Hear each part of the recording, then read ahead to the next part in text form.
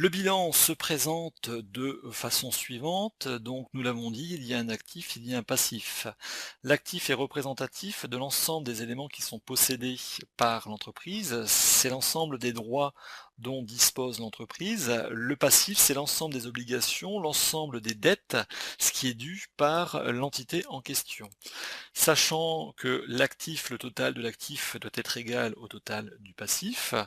Dans l'actif, on trouve 2 rubriques essentielles, donc c'est-à-dire l'actif immobilisé, l'actif circulant. Donc s'agissant de l'actif immobilisé, c'est l'ensemble des biens détenus par l'entreprise, donc dont elle est propriétaire, et qui sont utilisés durablement dans l'entreprise, et ceci sans transformation. Donc il n'y a pas de transformation de ces biens, ce sont vraiment des moyens dont dispose l'entreprise pour réaliser ses activités, des moyens qui sont employés durablement.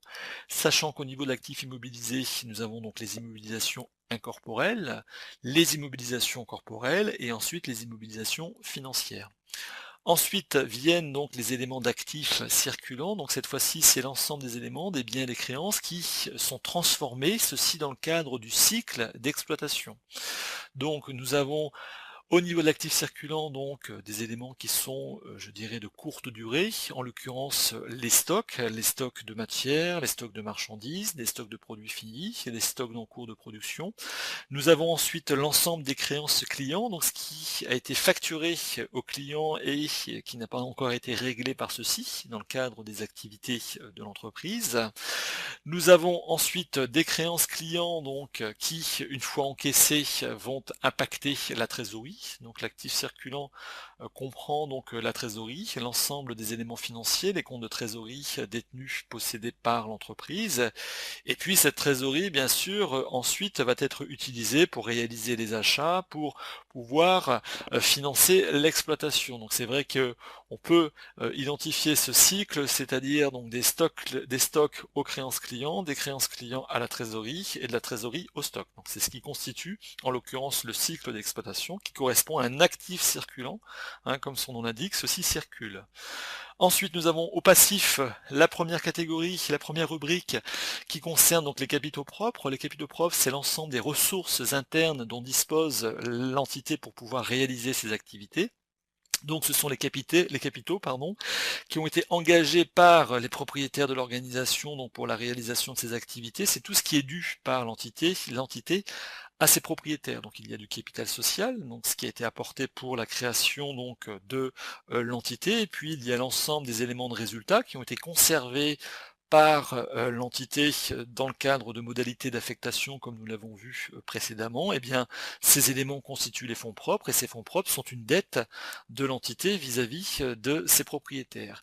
Et puis ensuite nous avons donc la deuxième partie qui correspond aux dettes. Donc les dettes ce sont des ressources externes, c'est ce qui est dû par l'entité à des tiers. Donc nous avons des dettes à long terme, donc qui sont représentées par des emprunts, donc bien souvent souscrits auprès d'établissements donc spécialisés, d'établissements financiers comme le sont les banques. Et puis nous avons donc les dettes circulantes, hein, donc les dettes à court terme, donc qui s'inscrivent dans le cadre du cycle d'exploitation tel que nous l'avons vu au niveau de l'actif circulant. Donc il y a les dettes fournisseurs, c'est-à-dire l'ensemble des sommes dues à des tiers, donc au titre des dépenses réalisées par l'entité et qui ne sont pas encore réglées lors de l'établissement du bilan. Nous avons les dettes vis-à-vis des salariés, vis-à-vis du personnel, donc au titre des rémunérations dues. Nous avons des dettes vis-à-vis des organismes sociaux, au titre des cotisations sociales qui sont assises sur la rémunération des salariés qui sont dues donc à ces organismes en question. Et puis nous avons également les dettes fiscales, donc l'ensemble des impôts qui sont dus par l'entité vis-à-vis des pouvoirs publics. Nous avons ici un exemple pour illustrer la présentation générale du bilan. Donc nous retrouvons bien sûr l'actif et le passif. Nous constatons donc que pour l'actif, il y a 3 colonnes, alors que pour le passif, il n'y en a qu'une seule. En effet, au niveau de l'actif, pour chacun des éléments, chacune des composantes, il y a lieu d'identifier la valeur brute, le cumul des amortissements et des provisions et la valeur nette. Donc la valeur brute, c'est la valeur d'entrée au bilan. Les amortissements, comme nous l'avons vu précédemment, donc sont des éléments qui sont constitués, constatés sur les IMO, donc on vient constater l'utilisation et la consommation, je dirais, des immobilisations.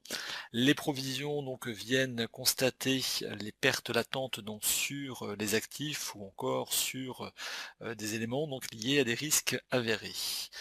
En ce qui concerne cette présentation, ce bilan, donc on identifie le total, donc le total doit être égal, c'est le total net de l'actif, en l'occurrence ici 10 190 000 qui doit correspondre au total du passif. Donc dans le cas présent, nous avons bien 10 190 000 également au passif. On retrouve les composantes essentielles, c'est-à-dire l'actif immobilisé, avec ici des constructions, du matériel de transport, des matériels et mobilier de bureau.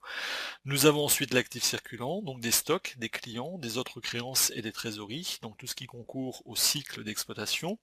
Au passif, l'ensemble des ressources dues par l'entité, donc à la fois des ressources qui sont dues à ses propriétaires, donc au travers des capitaux propres, constitués du capital social, donc à hauteur de 5 millions, des réserves de 500 000 et du résultat d'exercice qui en l'occurrence est bénéficiaire et qui s'élève à 100 000. Les dettes à long terme, donc les emprunts, donc qui ici représentent un montant de 3 500 000, donc qui sont dus aux partenaires financiers, et puis dernièrement les éléments de passifs circulants, donc en ce qui concerne les dettes dues vis-à-vis du personnel, vis-à-vis des fournisseurs, vis-à-vis des administrations fiscales, de l'administration fiscale des organismes sociaux, et éventuellement d'autres dettes.